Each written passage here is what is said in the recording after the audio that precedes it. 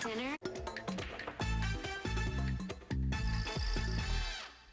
Welcome back to a very tense Whirlpool Masters final here on FSN. Engert has just broken in rack 10. The 5 bunts that cue ball, but not quite hard enough for it to find gravity. But this will be a push out. And Thomas will just survey the table to see where he wants to roll that cue ball. And the 2 at the opposite end of the table to the 1. Push out. Yes, he's going to play the cue ball towards the other end of the table. Last time he pushed out, Al-Kaidi ran out. Well, he's not going to run out from here. No, but you don't want to make it too difficult, do you, Alex? The push out is a very interesting shot and one that's completely foreign to anyone with a snooker brain. I remember Steve Davis and I discussing, and he feels that that was one of his glaring weaknesses, is what to do when someone had pushed out when it was his option, and even where to go when it was his choice to push out. Yes, the push out is very much about statistics and about knowledge. Do you know a shot that your opponent doesn't know? He's taking it on. That would mean that he has to elevate the cue, hit it hard, maximum spin. No, he gives it back. I think there was a little bit of a poker move there. Yeah, it might be. Fiddling with your chips a little bit before you throw your cards in. The way he was raising his cue, he kind of let Engert think that he was going to have a go at that, full throttle. Engert is going, getting the cue ball back towards the 3 ball. Might get you safe anyway. Wow. Once again, what's the result? Engert's shot-making ability comes to the fore, and he is very unlucky not to have a clear look at the 3. And after a shot like that, or on the 2, sorry, after a shot like that,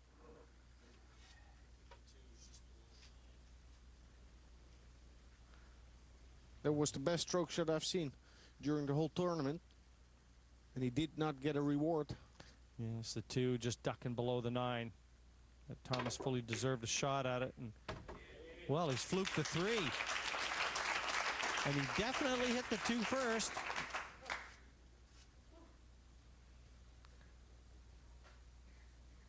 So still looking to carry that great shot. Caught the 2 first and followed through, made the 3 and left the long 2 on, but definitely the 2 first.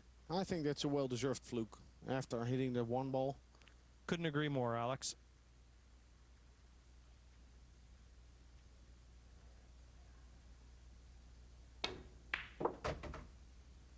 He tried to follow through a couple of inches, stun run through.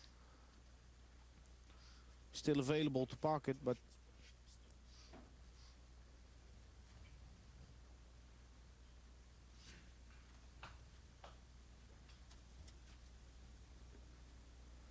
got plenty of angle here. There's no doubt the cue ball is going to be tracking down towards the 5.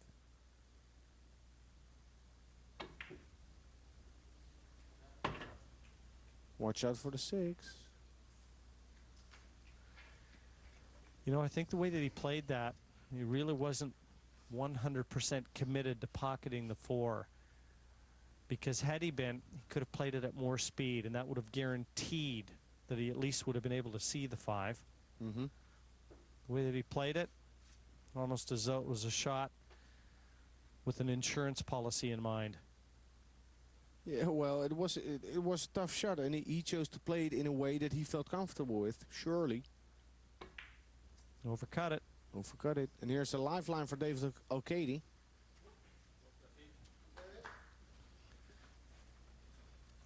A long 5 looks to be very straight, so Al-Kaidi will do well to try and draw closer to the 6 here from this 5.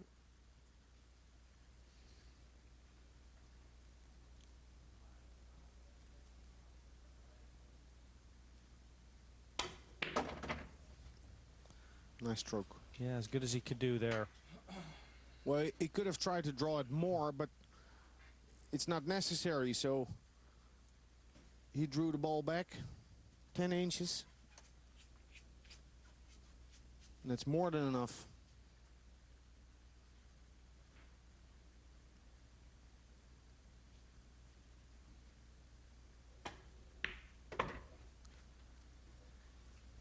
And I said at the outset of the program with our presenter Anthony Suntai that I really thought this would be a hard-fought battle, and it is shaping up that way.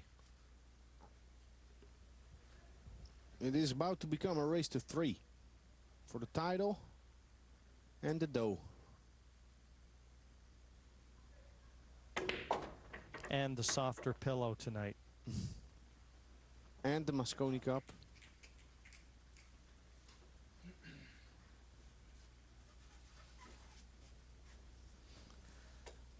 For 5-5, David needs this 9. And 10 racks now have been played. And Engert will wait to pounce. And the storyline remains the same for the Spaniard. The break that has been so kind to Engert just refuses to smile for David Al-Kaidi.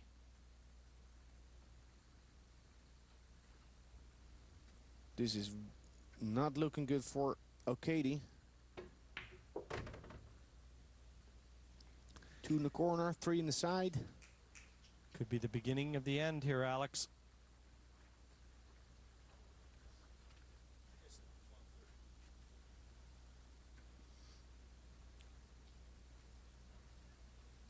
Although I think Al-Kaidi could have tried to hit the balls a little harder, Thomas Engert really is doing a one-man show here. A little rush of blood, possibly. Maybe sensing that the end might be in sight. So he's human. Now, does he show the experience and accept his fate? Or does he take a desperation shot on?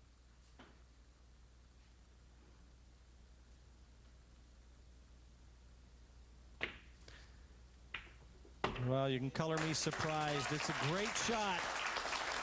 But I'm very surprised that he took that shot on. He's on fire. He can't spell the word miss anymore. You know, I totally agree. I think this man is possessed.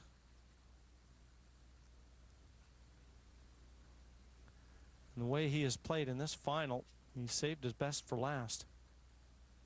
Well, that's harsh on David. He made David think he'd get in the box again.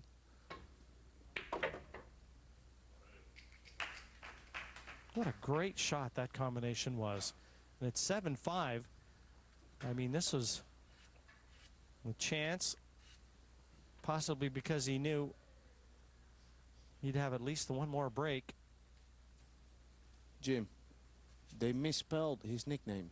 It's the Mean Machine. There's so much courage, and all that courage has bred confidence in Thomas Engert.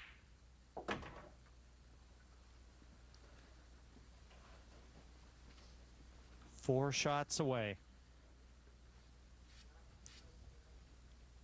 And as each ball disappears, so too does David Al-Kaidi's hopes of winning his first real major event with the big boys.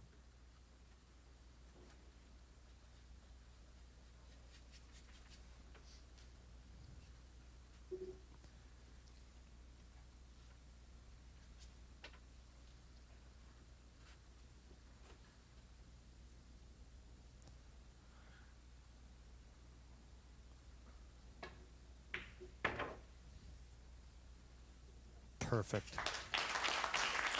Float this in.